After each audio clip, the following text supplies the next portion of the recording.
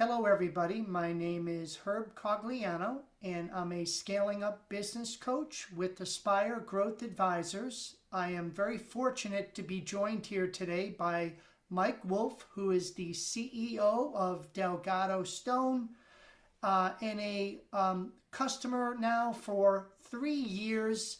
Mike, tell us a little bit about your background. I know you've been at Delgado Stone for about 9 years, but you've done wonderful things. And when we met, you were just coming into the CEO position. So tell us a little bit more about your background.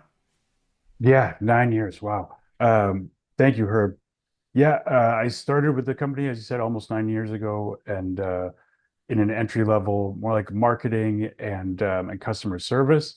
Uh, really loved the operations side and wanted to learn more about business. Was very fortunate. The owner of our company, Brendan Southard, was willing to teach me and kind of take me under his wing and help me understand the production process, our industry a little bit better. I didn't have any natural stone experience, and so went from there, moved into the operations role, and then became the CEO. I think almost 3 years ago now. So yeah, it's been a fun journey.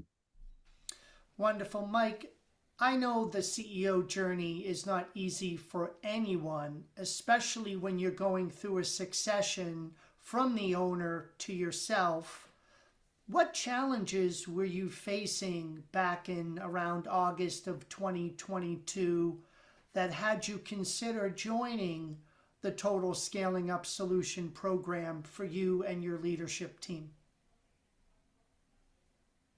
Yeah, I think it's an interesting challenge, probably a fortunate one where we had started to grow.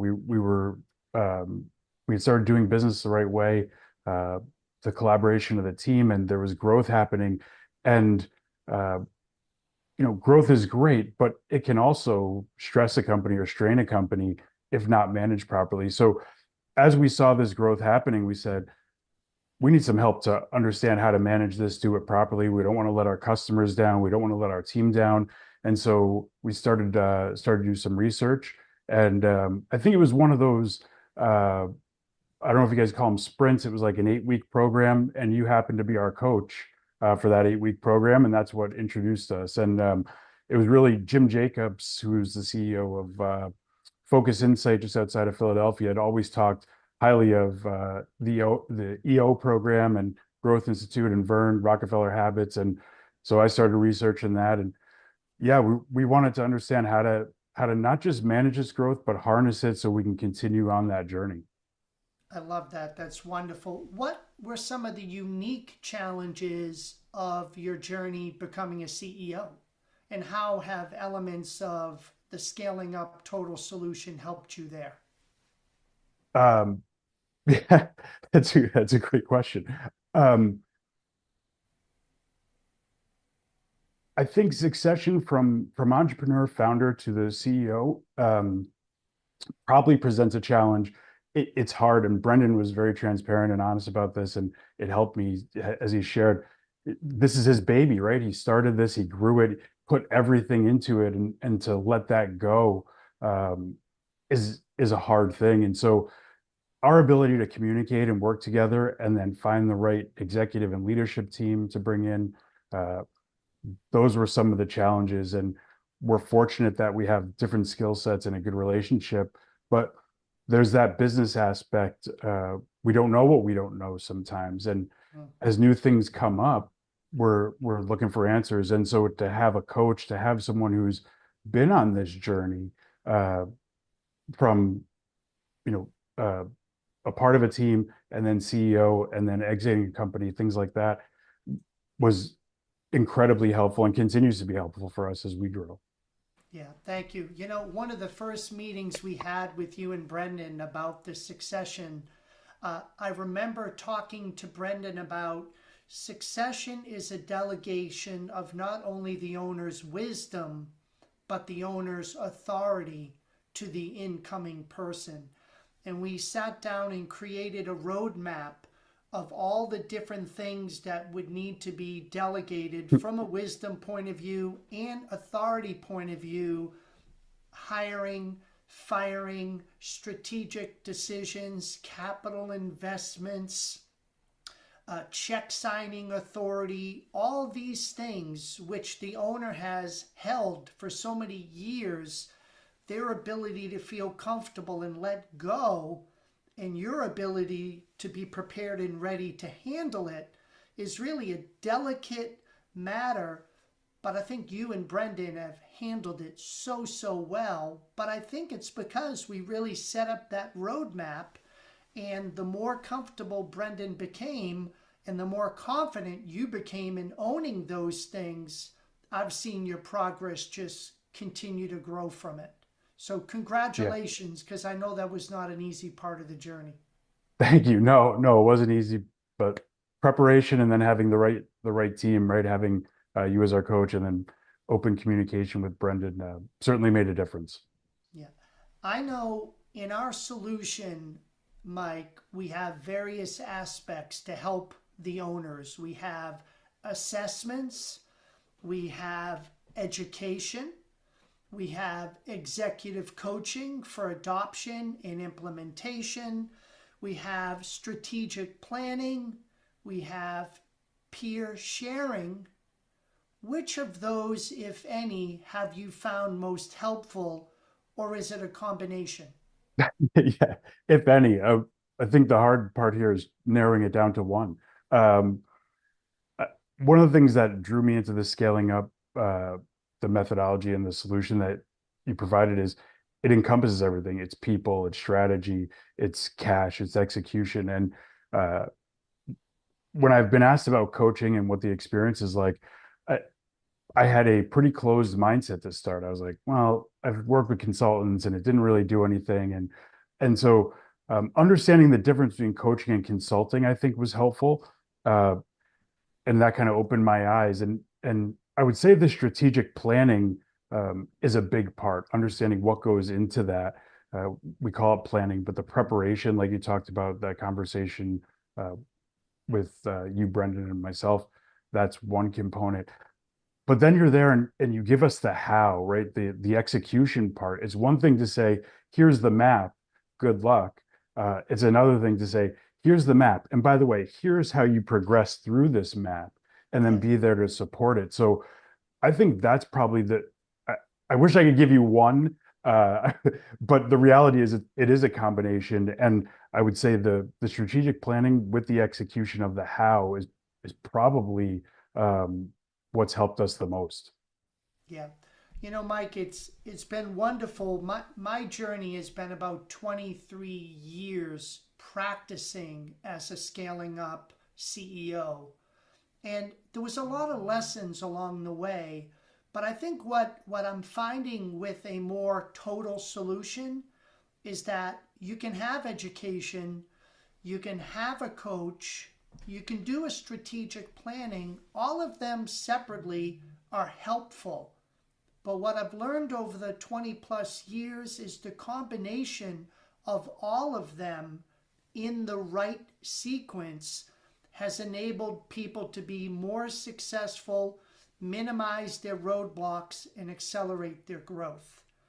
And that took over 20 years of a journey to kind of experience that and then put that all together. Some of the other things that we've added is the monthly coach book tips and the Harvard CEO Summit. How have those things, among others, added to some of the benefits? Uh, I love the CEO Summit. I've been both times. Excited again for this year.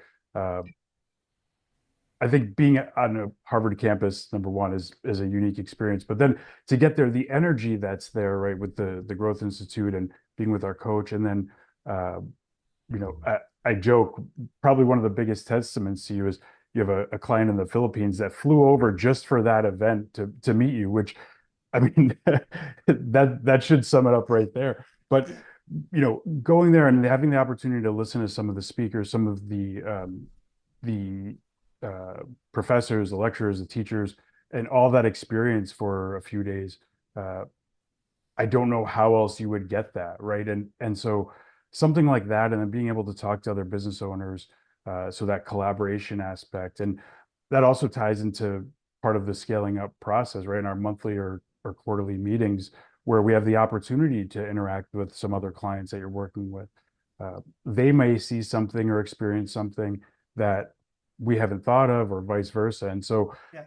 it's really the whole thing. And it's, to pick out one part and say, well, cash. We all need cash, right? That's how we grow our business and the investment. But the totality of it, everything that's there is really what makes it special, and I think separates it from some of the other programs that are out there. Yeah. Thank you, Mike. Where have you noticed any improvements in team alignment and your company's culture?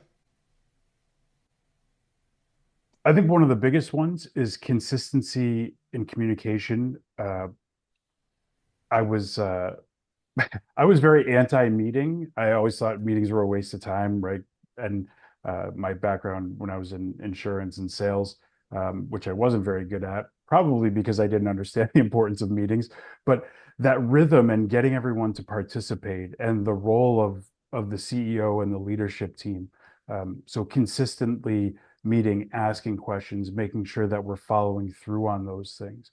And and the other part, transparency, but also the alignment of, here's what the entire company is working towards, right? The establishment of our BHAG, and then breaking it down and saying, well, here's how we're going to get there. And we have those checkpoints along the way now. And that's had the biggest impact. It's very easy. I think in our recent session, we talked about the whirlwind. It's easy on the day to day to get caught in that whirlwind.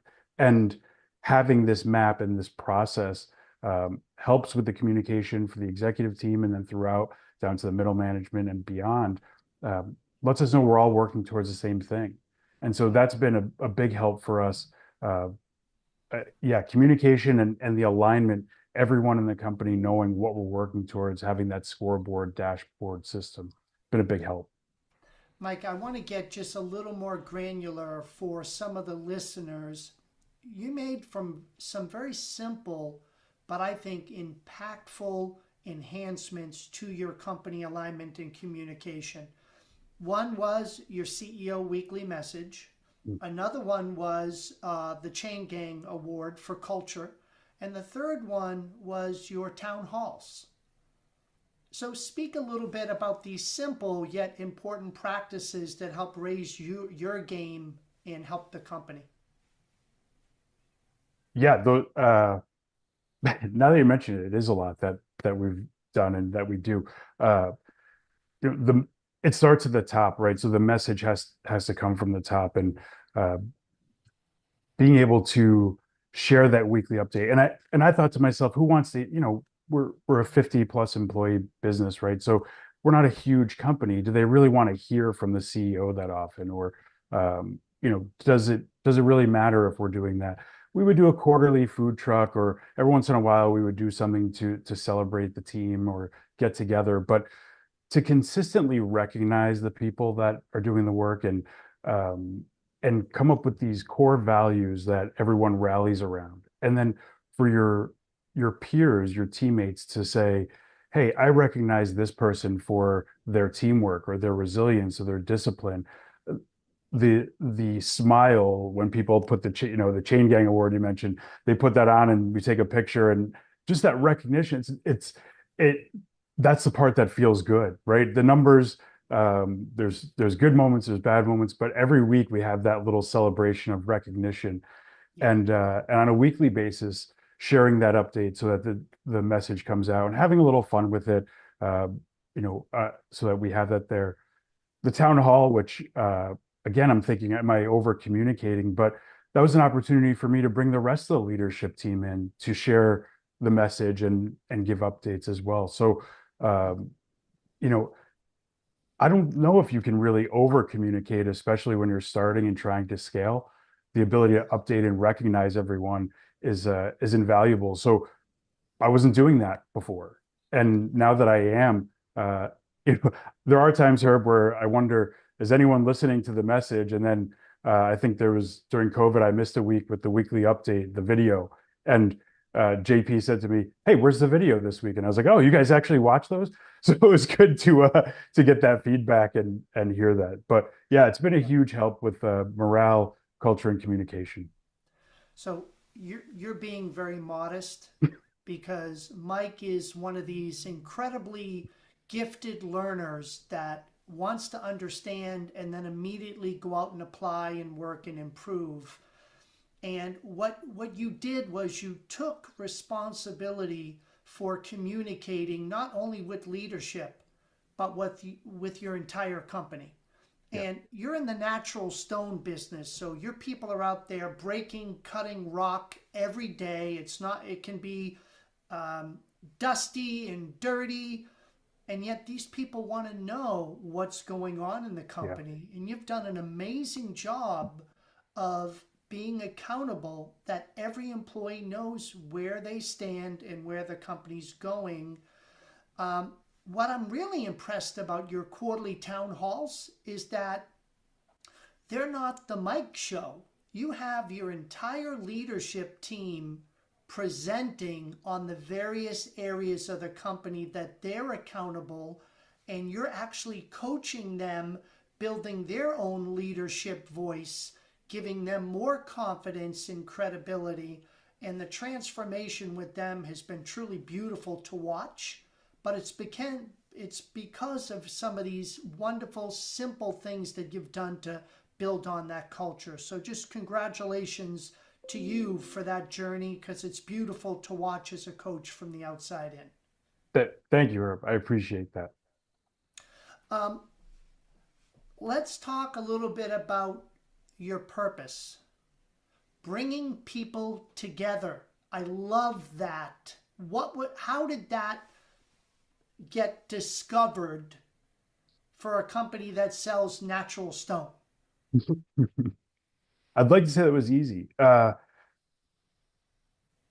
know, you hear purpose and it's like, why does everyone come to work? It's like, well, we need to make money so we can survive, right? I think that's what everyone thinks at first. And when you really get down to it, that's not inspirational. It's something we do. It's the reward, right? The money is what follows. But we all spend a lot of hours working. And you mentioned our production team, for example. You get guys down there physically moving 10 to 12 tons of stone per day by themselves. There's got to be more to it than a paycheck every week. There's got to be. And and anybody who's done it, and I've gone down and done it, and they have a good laugh at me as I'm trying to do what they do because it is really impressive how they're able to do it consistently and do it so well. But what ends up happening is you're looking for something greater. What are we doing here? Why are we here? And we started to think about why people use our products, what interests them in our products. And so internal collaboration, conversation. I know we had conversations with you, also talking to our customers.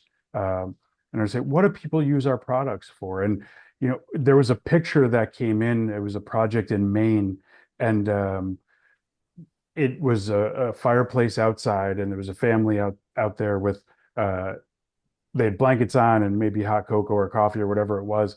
And we just kind of saw that and we're like, that's what this is about. It's about bringing people together. And so the finish part is bringing people together, right? How are people going to enjoy our products for generations? And so that was one component. And we said, well, what about us? We're about people. We have to put our people first, not dollars. And so we started to replicate that inside and bring people together, whether it's on a monthly basis, the recognition, a weekly basis recognition, quarterly, and we just kind of evolved that way. And I'm pretty sure it was the owner, Brendan, who was the one that says like bringing people together. He looked at his patio and said it, and you look at the patio behind me. I wish that was mine. It's not, but I love it. that's I love it. you're going to gather with everyone. And so it came back to people. And then how do we turn that into a purpose? Well, it's bringing people together and then the opportunity to live that. And, we were talking about it briefly the other day, adding another a location next to ours, a new facility that's going to be opening soon in the next year that we just acquired to bring our saw shop over to this location because we're in two different locations. So bringing people together is our purpose. And the reward that we get, the monetary reward, but really the feeling internally is what it's more about. So the purpose is really inspirational for you and the team. Let's talk a little bit about your BHAG, your big, hairy, audacious goal. Um, I'm not going to take steal your thunder, but share a little bit about what that BHAG is and why it's so important for you and your company in scaling up the business. Well, the first part is it gives us that long range alignment, right? Where are we going with this? Why are we here? Why do people want to be a part of it? Not just today, but in a year, 2 years, 3 years, right? What are we all working towards? And challenging ourselves, I think, to understand what can we achieve, right? It's one thing to show up and we can produce, we can execute, we can sell stone, but where do we see the company going and what does that look like? And we talked about different things to be able to provide health insurance for everyone, right? We didn't have that when I first got here. We now are able to do that. But how do we make it so we can cover 100% and maybe for their families? And how can we reward the team more? What would that take to make it a better place to work? And how do we get there? Well, we have to shoot for something. And it the BHAG, Herb, I thought it'd be easier to come up with. When you first talked about it, I was like, oh yeah, we'll come up with this. And um, it was really that drilling down in those iterations to come up with and say, where do we want to be in 10 years? And so uh, finally getting to how many orders can we ship, right? Because when we ship those orders, those are times where it's going out, it's going to bring people together, right? People are going to take this, they're going to build it's a fireplace or their home or something. It's their opportunity to come together. If we want to bring more people together, we have to ship more orders. Well, what does that look like? And so, we came up with that target in 10 years, 20,000 orders we want to ship in a year. Um, and saying that, it's like, that seems like a lot, but it gives us something to work towards. It allows us to say when we're making a decision, and not just myself, the rest of the leadership team, the middle managers, is the decision I'm making helping us achieve that BHAG? Is it me is it getting us closer to that? And if not, then we have to say, maybe it's not the right decision for us. And so that alignment, that long-term alignment, is really where the BHAG comes in handy. Yeah. Mike, your marketing and your account management team does an incredible job of showcasing work, projects that your company has completed. And I get the snippet of them from the newsletters and the updates, and they're absolutely beautiful. I want to live in every one of those Yeah. properties. But what really hit me was that you're doing that today at a scale of a couple of thousand per year. And you're making a difference for those several thousand families in many, many communities. But to do 20,000 of those every year, the ripple effect, Yeah. the memories are just, it's breathtaking to me. The cause that you guys have taken on, your way of making the world a better place. And again, you're way too humble because I know the difference today you're making is incredible, but I'm so excited for that difference in 2034 when we're shipping and producing, bringing that many people together. Let's journey a little bit further about your brand identity. You guys, you sponsor NASCAR, don't you? Don't you have a race car? It's a We pretty did, cool identity. yeah, Tell me a little bit about that, and then I want to segue into the brand promise journey. But let's just talk a little bit about the NASCAR because I think that's unique and a lot of sure. people don't have that. Um, yeah, it was one of those things where we have like a little internal company NASCAR pool where each week we just pick drivers and races, and we were watching the Daytona 500 last year, and said there was a car. BJ McLeod had sold his charter, so he didn't have a sponsor, and we said to Noah, why don't we reach out and see if we could partner with them, just see what it costs, right? What's the worst that could happen? And I didn't really think anything would come of it. I wasn't even sure if Noah would do it. Noah jumped on it, and one thing led to another, and the opportunity presented itself, and we're like, this would be cool. And then from there thought, well, how can we make this even better? Instead of just putting our logo, our brand on there, we invited our authorized dealers to be a part of it. And so they were able to put their logos on the car for last year, the race in Atlanta during the NASCAR playoffs. So, Live Fast Motorsports and BJ McLeod were so great about it and working with us. And we were able to create such a unique experience for our authorized dealers and our company. Again, bringing people together, right? We brought people together there to go on the track, to have pictures with the car and experience that. And then, and it was something that our team rallied around to see them watch the race and the shirts. And then the dealers were putting up pictures of the car. It was just a lot of fun and, you know, a unique thing that not everyone gets to do. So, I, our brand promises when we think about putting the customer right, excellent customer service, and that's one of the things.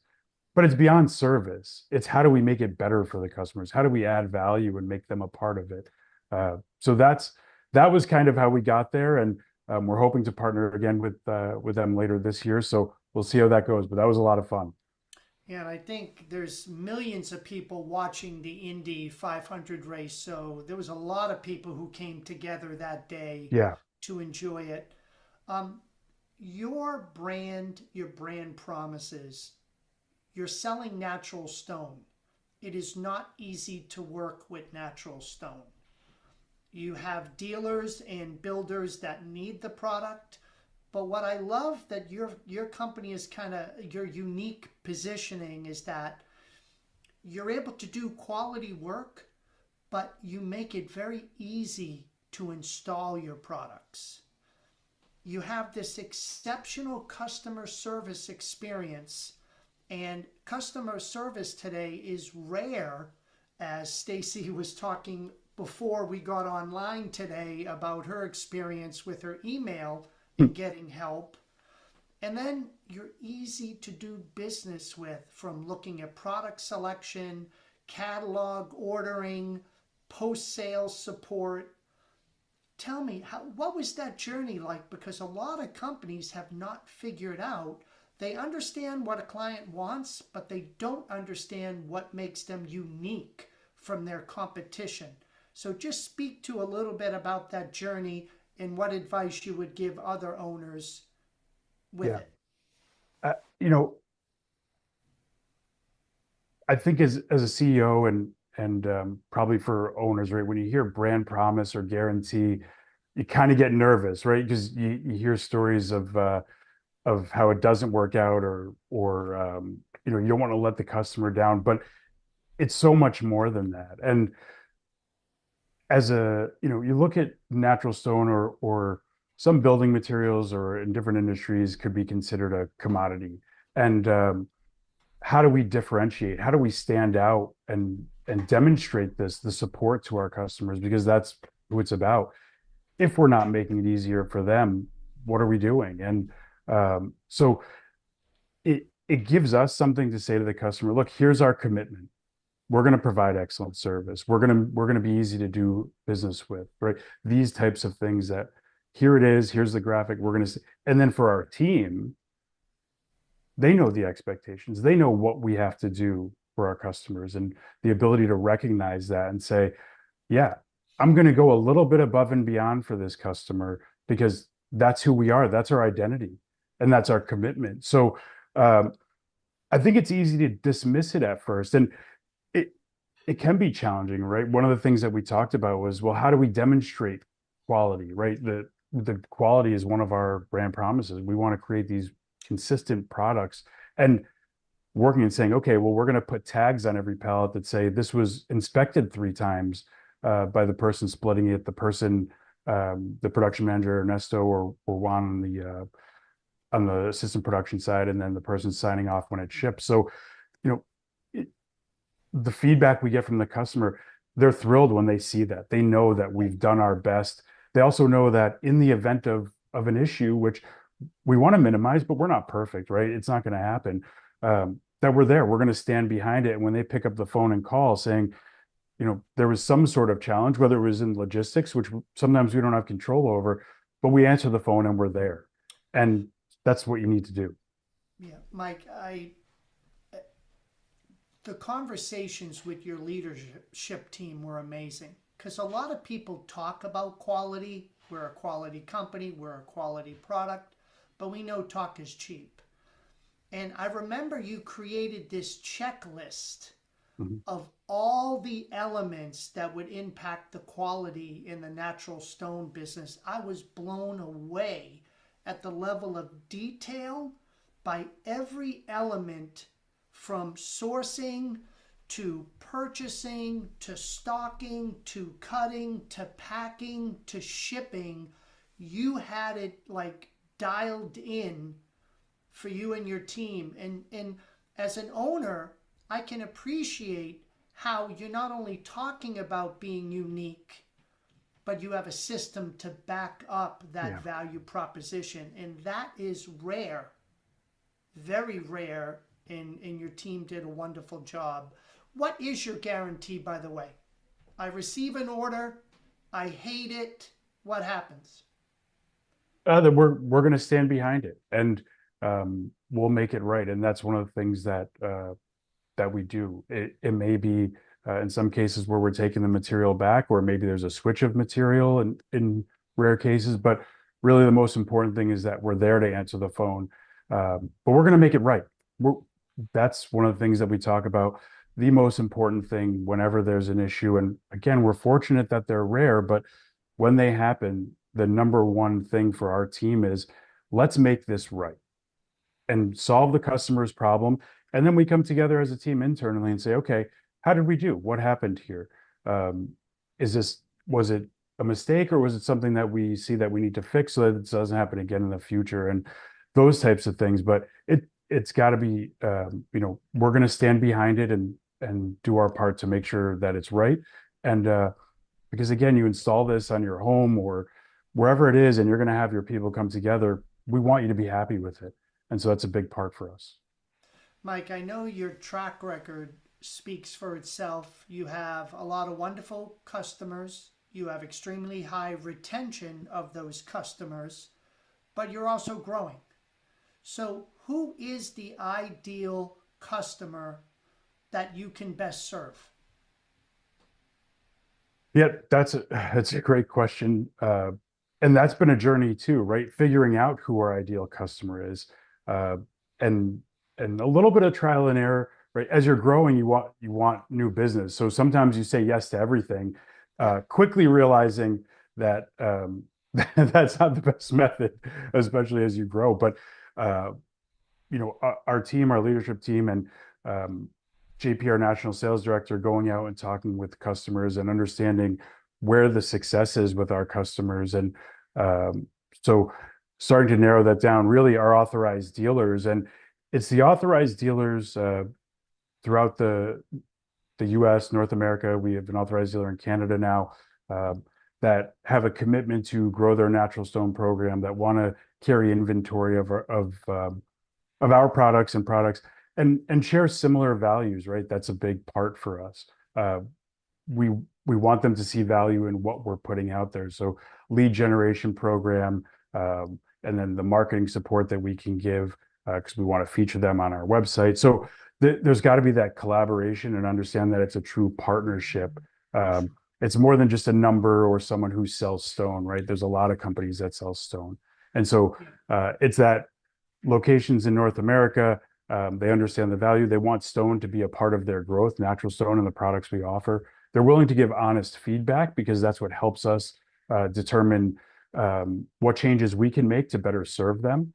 I think Great. that's a big part. And we're working with, recently started working with Treeline for the fractional CRO program, where they're able to help us with some of the sales strategy, identifying our core customers. So um, that's also exciting because we're really trying to improve and get more of those core customers together, because it's going to help everyone. Yeah. No, wonderful. Thank you. And I know that was a big part of your journey because it wasn't just about dealers who were just ordering. I think you valued their dealer feedback. Yeah. The dealer valued your training, product training, um, promotion training, And having that really partnership type Yeah. of relationship really makes a difference for the value add that you can give to a distributor versus just delivering stone to their doorstep and leaving it there. And your team has been very intentional about that, and I've seen the improvements because of it. You've been so wonderful with your time, Mike, and so let me ask you one big final question. What advice would you give to a business owner considering the scaling up journey through the education, the planning, the assessments, the coaching, the financial analysis of your business? What would be the advice you'd give somebody for helping them make sure that it would be a good decision for them? Uh, do it. Just do it. No, obviously, I like to say that. Uh, it's hard. I think as an owner, you look at it, and any owner, or probably anyone in a leadership role, right? I'll always make decisions that are in the best interest of the company, but I don't always get it right. And so I think if someone has experience where maybe they tried something like this, or they tried someone, and it didn't work out, being in the right place in your journey, understanding whether it's you're looking for a succession as an owner or as a CEO and leader, you want to better understand your business and what it takes to get to that next level. Um, it you can't look at it as an expense. It truly an investment, and we've seen that 10 to 15% growth. We were part of the Inc. 5000 in 2023 for fastest growing companies in America. That doesn't happen without coaching. And I would say I look at it and say, well, the best athletes in the world, right? We watch the Olympics, the guys that are sprinting for 10 seconds or under 10 seconds now, they still have coaches. So Sure. you need that. You need that coach, that person from the outside with experience who understands what you're going through and can um, help guide you on that journey and help give you direction. I mentioned the whirlwind earlier, and when you're caught up as an owner, as a leader in it on a day-to-day basis, you have to find a way to get out of it and help bring up other people in your organization or find the right people in your organization in order to scale. And without it's maybe you can get by for a little bit, but um, for the journey, for the long haul, having that partnership, right, that relationship with a coach is invaluable, and it's been really great for us, Herb. Uh, and I'm not the only one that says that, right? Our entire leadership team is appreciative, and to see their growth is also exciting to be a part of, and grateful that our owner recognizes that, and Brendan's willing to make that investment because it's made all the difference for us. Well, thank you. It's been a real pleasure and an honor to work with you and your team. I'm wishing you all the best and continued success. And thank you for your time today. You're welcome. Thank you, Herb.